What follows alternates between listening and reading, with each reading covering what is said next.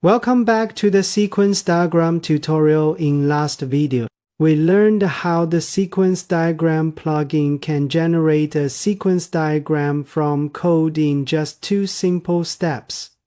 Now, let's talk about how to install the sequence diagram plugin. Before installing, it's helpful to understand the plugin's architecture. The sequence diagram plugin adopts a modular design. It consists of a core module and multiple language-specific modules. The core module provides the user interface and core operation, while the language modules add support for different programming languages.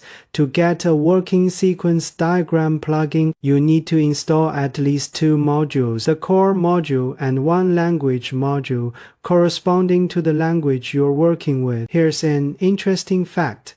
Each of these modules is itself an independent IntelliJ platform plugin. It is a clever design that uses multiple plugins working together to deliver the full functionality of sequence diagram.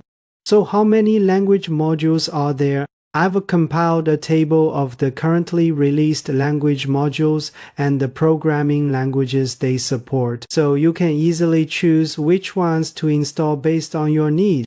There are 2 ways to install the plugin. The recommended approach is to search and install directly from the IntelliJ IDEA marketplace. Alternatively, you can download it from the plugin's official website and install it manually.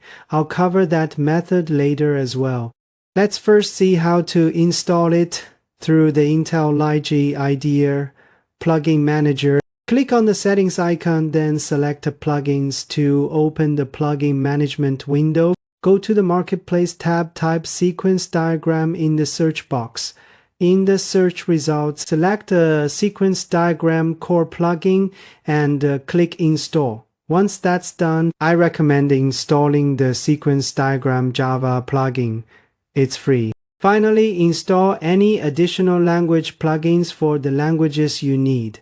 After all installations are complete, click Restart IDE. After the IDE restarts, you'll find the sequence diagram tool window icon in the bottom left corner. Click it, and you'll see the welcome page. Now that the plugin is installed, how do we use it? There are 3 ways to launch sequence diagram and generate a diagram. 1. Using a keyboard shortcut. We covered this in last video. 2. Using the Tools menu. 3. Using the Context menu. Right-click. Let's start with the Tools menu. Open a Java file. Place your cursor on a method name. Then go to the Tools menu and select a sequence diagram. The diagram for that method will be generated instantly. The context menu works the same way. Place the cursor on a method name, right-click to open the context menu, and choose sequence diagram.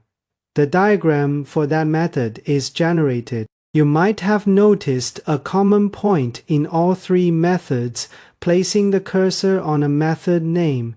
This is crucial because the sequence diagram plugin determines which method's sequence diagram to generate based on the current cursor position. Of course, you can also place the cursor anywhere else in the class. If the plugin cannot determine which method you want based on the cursor location, it will pop up a list of methods for you to choose from.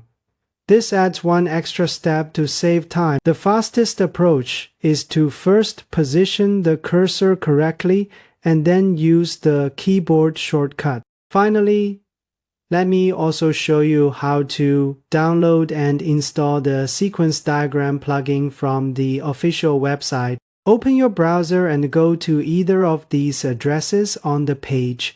Click either the left card or the button on the right. This will take you to the sequence diagram homepage on the JetBrains marketplace. Click the Get button in the top right corner to go to the versions list page. Choose the latest version and download it. Once downloaded, go back to IntelliJ IDEA to install it.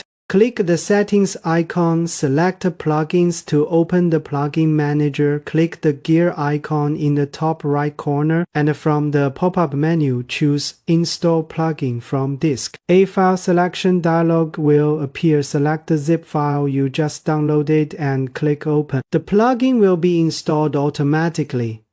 Finally, in the list of installed plugins, click Restart IDE. After the restart, the plugin is ready to use.